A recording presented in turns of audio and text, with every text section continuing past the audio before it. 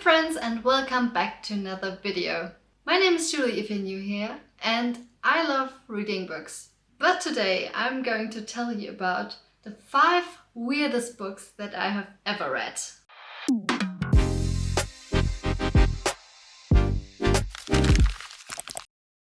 So I just want to give a quick disclaimer before starting this video. This is just my opinion. And if I think these books are weird, it does not mean that these books are bad at all. I don't even think these are bad. I think that they are weird is what makes them special. And it's also the reason why some of these are actually very popular and some of these are even considered classics. So now, for the criteria of this list, I just based this off of the very scientific method of remembering how many what the actual fuck is going on moments I had while reading these books. Sounds legit, doesn't it? And I basically just picked the books that came to my mind when I was thinking about weird books. So let's get started. The first book that I found very weird is The Vegetarian by Han Kang. And this book has been recommended a lot and I believe it's worth recommending. But I listened to this in audiobook format and I don't think it's the best form to consume this book. Just because the story is so intense and the way in this is written is, in my opinion, easier to digest if you're reading it at your own pace. It's a quite short book and a lot of people on Goodreads have said that they have read it in one sitting, but it does seem to have a lot of impact. And full disclosure here, I haven't even finished this book because I listened to this when I had a really stressful time at university and I just got so stressed that I forgot about it. But I do think that I read enough of it, or listened to enough of it, that I can still tell you about it. You know, this book is really hard to describe because the contents of it don't seem as strange as it really is when you're reading it. And the writing style is actually what really makes this stand out. The atmosphere in this book could probably be best described as eerie, but there's more to it than that. And I don't really know how to describe this weirdness, which is why I'm just going to read a little passage of this book so you can understand what I mean. Until a certain day last February, when I came across my wife standing in the kitchen at daybreak in just her nightclothes. I had never considered the possibility that our life together might undergo such an appalling change. "What are you doing standing there?" I'd been about to switch on the bathroom light when I was brought up short. It was around 4 in the morning, and I'd woken up with a raging thirst from the bottle and a half of soju I'd had with dinner, which also meant I was taking longer to come to my senses than usual. "Hello?" I asked, "what you're doing?" It was cold enough as it was, but the sight of my wife was even more chilling. Any lingering alcohol-induced drowsiness swiftly passed off. She was standing motionless in front of the fridge. Her face was submerged in the darkness, so I couldn't make out her expression, but the potential options all filled me with fear. Her thick, natural black hair was fluffed up, disheveled, and she was wearing her usual white ankle-length nightdress. On such a night, my wife would ordinarily have hurriedly slipped on a cardigan and searched for her toweling slippers. How long might she have been standing there like that? Barefoot in thin summer nightwear, ramrod straight as though perfectly oblivious to my repeated interrogation. Her face was turned away from me, and she was standing there so unnaturally still, it was almost as if she were some kind of ghost, silently standing its ground. What was going on? If she couldn't hear me, then perhaps that meant she was sleepwalking. I went toward her, craning my neck to try and get a look at her face. "Why are you standing there like that? What's going on?" When I put my hand on her shoulder, I was surprised by her complete lack of reaction. I had no doubt that I was in my right mind and all of this was really happening. I had been fully conscious of everything I had done since emerging from the living room, asking her what she was doing and moving toward her. She was the one standing there, completely unresponsive, as though lost in her own world. It was like those rare occasions when, absorbed in a late-night TV drama, she'd failed to notice me arriving home. But what could there be to absorb her attention in the pale gleam of the bridge's wide door, in the pitch-black kitchen at 4 in the morning? Hey! Her profile swam toward me, out of the darkness. I took in her eyes, bright but not feverish, as her lips slowly parted. I had a dream. Her voice was surprisingly clear. A dream? What the hell are you talking about? Do you know what time it is? She turned so that her body was facing me, then slowly walked off through the open door into the living room. As she entered the room, she stretched out her foot and calmly pushed the door to. I was left alone in the dark kitchen, looking on helplessly as her retreating figure was swallowed up through the door. And that's just the beginning of the book. There's so much more to come. This whole story just feels like a fever dream, to be honest. So basically this book starts with this man's wife, Hyun-hye, and she starts having these weird dreams. They lead this very ordinary life. They're very much obeying to societal standards and societal rules, and these are very strict. So when she starts having these violent dreams and she decides that she doesn't want to eat meat anymore, which is why the book is titled The Vegetarian, this is seen as an act of rebellion of some sort. But as I've said, this is only the beginning. So this one act of submersion then leads to them questioning basically their whole life. And it changes everything, and that's such an interesting way to approach a story. This kind of ripple effect that happens in people's lives. So yeah, I don't know how I can describe it better, but it's actually pretty good, and I still have to finish it. At least I think it was good. I'm not really sure. It's so weird because there's so many layers to it and it can be interpreted, but there are really strange things happening which I don't know if they were necessary or if they did something. It's also been a while since I have started reading this, and I'm still not sure if I liked it. But it for sure was a book that stayed on my mind for a long time. If it managed to do that, it's a good book, isn't it? So if you really want to know, I think you just have to go and read it, I suppose. The next book is one where the title really says it all. It is Hardboiled Wonderland and the End of the World by Haruki Murakami. And it is, strangely, exactly what the title says it is. Even though that probably doesn't make sense at all. But Haruki Murakami is really known for bringing surreal elements into his writing, and he definitely did that with this book. I only read one other book by Murakami, and that was Colorless Tsukuru Tasaki and His Years of Pilgrimage. Try saying that 5 times fast. Oh my god. And I did like that one. One thing that I wanted to note though is that I really don't like Murakami's depiction of women. I personally think that his books, both of the ones I've read, have such a strong male gaze, and it makes me uncomfortable. I would even say that I would describe it as sexist, but I don't want to go into detail about that right now. Just a heads up. But let's get back to the book. Hardboiled Wonderland and the End of the World is so weird, but it's also amazing. It honestly feels like someone just took acid and wrote down his thoughts. Not saying Murakami did that, but it sure reads like it. We are getting 2 different points of views that change every chapter. That's actually a pretty neat order, but that's the only thing in this book that is like that.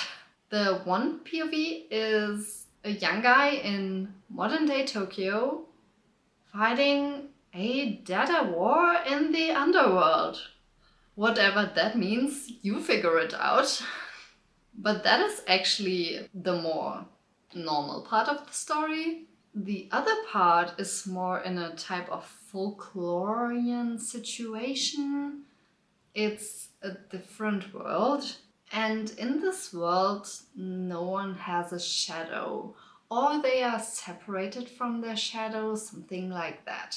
Also been a while since I've read it, and the story is pretty strange, so yeah. And these people in this other world are living in a city that is enclosed by a wall that you can't get out of. And every day golden unicorns come in, and every night they leave the city again.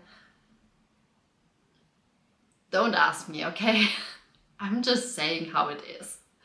And the guy's job in this world is actually to be a dream reader in a library. I don't know what that means, and he doesn't know what it means either. Yeah, that's the story. Obviously, other stuff happens, but that's the main plot. And I don't think I can summarize it in any other way that would make sense. So yeah. Actually, this sounds so childish and weird, but it isn't in the book. It actually is really philosophical. It doesn't have to be if you don't want it to be. It can just be a really fun book. But if you want to, you can read it as a philosophical book as well. And I think that's really cool that Murakami achieved this. I don't know if it was his intention. I think probably it was. But I think it's very cool because it can be like this weird fantasy sci-fi themed book. And it can also be like philosophical literature if you want it to be.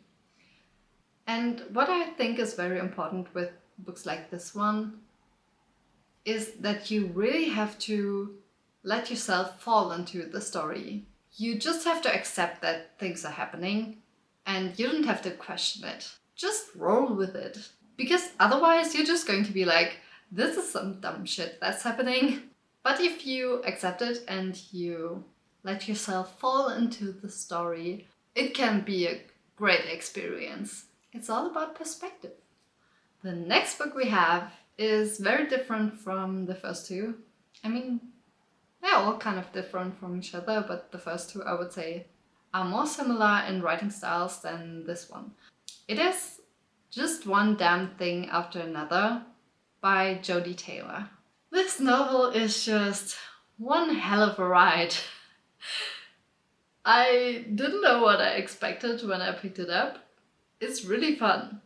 I actually even own the German version of this. And back when I bought it, I just randomly found it at a bookshop and I thought the cover was cute. And it's about time traveling, so that's why I picked it up. What's really good about this book is that it doesn't take itself too seriously. So this book is about our main character, Madeleine, or Max, and she is a time traveler. More accurately to the book, she is a historian who investigates historical events in contemporary time. Yeah, that's time travel. So she basically gets recruited by this organization that does time travel, but it's top secret, obviously. She gets recommended by someone, I believe. Then she has to start her training to be able to become a successful time traveler, because actually a lot of them get like injured or killed. Because of course a lot can go wrong when you're time traveling. That's just self-explanatory. Just because you're messing with time and going back and forth, it's not that easy. And obviously, when you're traveling to historical events, people will just get themselves in trouble. Historical events are mostly not the chill points in time. I mean, they're events for a reason, right? Stuff is happening, and it's mostly not good. Also, there's something that in the book is described as history will fight back. If you're trying to change anything or if something unexpected happens, history will just try to do its thing. And oh my god, there's so much plot going on in this book, because first of all, you have her recruitment, the training, then you have all of the different time periods going on, from like freaking dinosaurs to the Library of Alexandria, then the stupid historians who will almost get themselves killed, and then of course there's also some bad guys. And I found one Goodreads review that really sums up the writing style. It's by Choco and it says, best example of rapid cycling manic depressive storytelling ever. And I would agree with this sentiment. In comparison to the Murakami book, this is definitely dumb, but in a good way. It's really fun. This is one of the books where you can just tell that it was written with joy. I think that's also what makes a good story. If you can tell the author had fun while writing it, it can be another level. Especially to like sci-fi stuff. But yeah, it's definitely a weird story. I don't think I've ever read a book as chaotic as this one. Book number 4 on this list is Perfume by Patrick Süskind. Yay! German author rap on my list. Yeah, but actually Patrick Süskind is a very strange person himself. If you fancy to read a little more about him, it's actually pretty interesting, even though he's a very private person, so there's not that much to read actually. And he only wrote this one novel. Apart from that, he only wrote short stories and novellas. And I think also some stuff for film and television, maybe. And this book was a huge success. It was also turned into a movie, which I believe the author doesn't like as much, but I personally think it's a great movie. If you want to watch it, it's pretty good. The book also has the subtitle, The Story of a Murderer, so we know what's going on. The book tells the story of Jean-Baptiste Grenouille, and he grew up in the slums of Paris in the 18th century, and he had one remarkable skill, his sense of smell. And this sense of smell also leads him to try and make perfumes, because of course he's very talented at that as well. And he's like learning the different techniques on how to make a perfume. And of course, when he finds out what for him is the perfect smell, he tries to make it into a perfume. The problem is that for him the perfect smell is the scent of a young virgin. And I think we now all know what's going to happen. I think what makes this book so weird, apart from, storyline of a murderer, is that it focuses on just one sense, and the sense of smell just isn't explored as much in books, at least not in books that I have read. And there's such intense descriptions of smell, and I think smell really can bring so many emotions and memories that it's really cool to see that incorporated in a book. Even though this is in a strange way, definitely. What I also think is cool about it is that it really gives you insight on how social isolation can lead someone to behave a certain way. Just making up this plot and it being your only novel, that is such a bold choice. And I admire that. And obviously it was really successful. And as I've said, the book is weird, but it's definitely also beautiful. Let me just read you a very short quote. He possessed the power. He held it in his hand. A power stronger than the power of money, or the power of terror, or the power of death. The invincible power to command the love of mankind. There was only one thing that power could not do. It could not make him able to smell himself.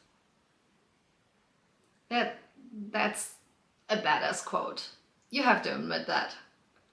And If you like that, then maybe read it, because it's strange, but it's a classic for a reason.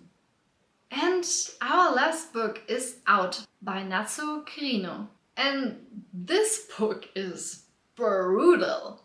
I mean, we had the story of a murderer just now, but this book? Natsuo Kirino's novel tells the story of a random violence in the state's Tokyo suburbs, as a young mother who works a night shift making boxed lunches brutally strangles her deadbeat husband and then seeks the help of her co-workers to dispose of the body and cover up her crime. Yeah, that's a story. And then we also get them like joining the Yakuza and shit. But there's more to it. For example, another description of the book that I found said this, and I found it very accurate. Out is a psychological taut and unflinching foray into the darkest recesses of the human soul, an unsettling reminder that desperate desire for freedom can make the most ordinary person do the unimaginable. That does sound good, doesn't it? It's intriguing, really. But I was very young when I read this book. I definitely was still a teenager. I wasn't out of school. And it's, intense. Very graphic descriptions of everything that's going on. I remember being disgusted, but also hooked. And I think it was one of the first books that I read that had this kind of theme that we now call female rage, but not because she murders her husband, but because these women are fighting for their freedom. And this book was first published in 1997, so I think that's pretty cool that the author was doing that at the time and putting it into a story where it's just violence. So yeah, this book is still weird and also pretty gory. But I think it really is one that also shows how many layers books have and how even a thriller can have such a deep meaning and these layers of social critique ingrained into it. I think all of these 5 books really show that your interpretation of a book is actually what makes it good. At least that's my conclusion. Because if you read these books and you're just like, nah, this story really isn't it. If you go into these stories with an open mind, I think there's so much you can gain from these. And that's just good storytelling, really. Even though I think you just personally have to decide if you can gain something from a story or you can't. It's not a bad thing if you dislike any of these books. So yeah, that was my list of the 5 weirdest books that I have ever read. And honestly, I hope I will read many more weird books. Let me know in the comments what the weirdest book you ever read was. And I will see you in my next video. Bye!